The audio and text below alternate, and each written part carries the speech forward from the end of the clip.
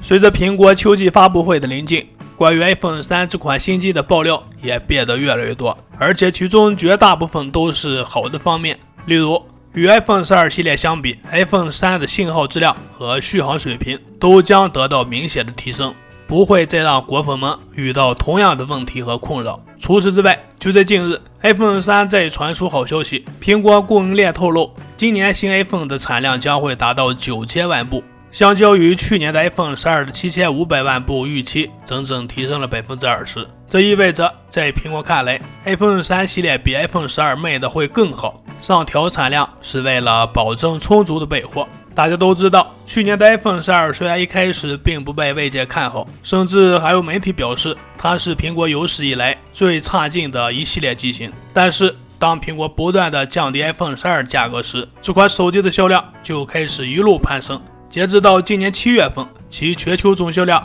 已经突破了1亿部。iPhone 12系列能卖出1亿部，无疑是很好的证明了其受欢迎程度，它成为了继 iPhone 6之后卖的最好的苹果手机。可能有些消费者会想，苹果这是通过降价来换来的高销量，并不能说明 iPhone 12的表现有多好。诚然， iPhone 12系列确实存在一些不容忽视的缺陷和短板，例如信号差、续航低等等。但必须要知道的是，苹果能将这样不怎么完美的机型卖出去1亿部是它的本事，其他厂商想学都不会。而现在看来， iPhone 3的产量提升了 20%， 代表苹果对这款新机充满了信心。果粉们更是表示， iPhone 3这次抢首发根本不用排队，而且卸货一定充足，库克自信就等于购机方便。那么 iPhone 3系列究竟有什么特色之处？库克又是如何给自己的信心能得到广大果粉们的认可呢？首先，第一个问题，苹果和库克的信心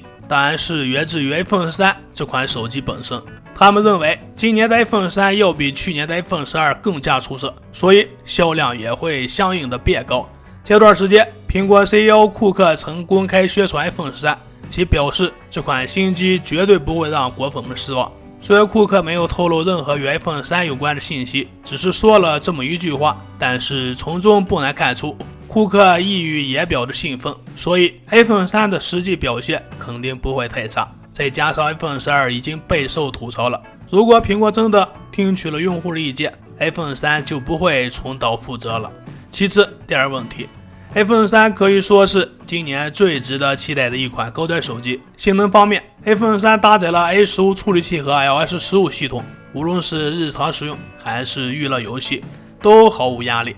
事实上，拿 A15 芯片打游戏已经是有点性能过剩了， iPhone 3系列还能完成各种复杂的工作。其他方面， iPhone 3系列的外观变得更有辨识度了，刘海进一步缩小，后置镜头模组变大，以及13和 mini 都换成了斜对角设计，而且凸起也更明显了。配色上的 iPhone 3多了一些新的选择，除了传统的配色之外，还会有日落金和玫瑰金，整体颜值看起来比 iPhone 12更高。另外， iPhone 3 Pro 系列的摄像头会带来明显的升级，拍照和摄影能力都要强于 iPhone 12。iPhone 3 Pro 和13 Pro Max 还采用了 LTPO 技术的动态双芯率材料的屏幕，显示效果更好，功耗更低，能有效的提升续航水平。至于果粉们心心念念的 Touch ID 指纹识别功能， iPhone 3并不支持，或许要等到 iPhone 14系列才能见到。